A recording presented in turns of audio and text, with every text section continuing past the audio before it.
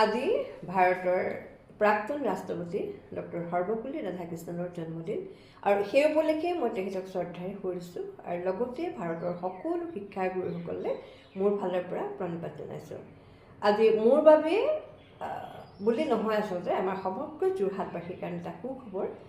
মোৰ শিক্ষাগুৰু শ্ৰী ৰজত চন্দ্ৰ দেৱ গোস্বামী আমাৰ মাননীয় ৰাজ্যপাল ডাঙৰীয়াই তেখেতৰ ঘৰলৈ গৈ আজি শিক্ষক দিৱসৰ দিনাখন আচলতে সম্বন্ধা জনাইছে আৰু ভাল লাগিছে শুনি পেলাই।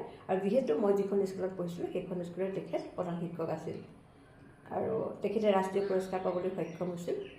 আৰু আজি তেখেতৰ শিক্ষক দিৱসৰ দিনাখনে ৰাজ্যপালদেৱে সেইবিলাক সম্বন্ধা জনাইছে আৰু তেখেতৰ ঘৰ হৈছে যোৰহাটৰ আধাৰ সত্ৰত আৰু তেখেতৰ বয়স হৈছে ৯৬ বছৰ। যদিও তেখেতৰ বয়স ৯৬ বছৰ হৈছে, তেখেত কিন্তু অকণমান কাণ খনৰ বাহিৰে তেখেতৰ শৰীৰ সুস্থ হৈ আছে আৰু তেখেতৰ দীৰ্ঘায়ু কামনা কৰিলোঁ আৰু তেখেতৰ লগতে তেখেতৰ পৰিয়ালবৰ্গৰ সকলো লোকলৈ মোৰ ফালৰ পৰা আন্তৰিক শুভেচ্ছা জ্ঞাপন কৰিছোঁ।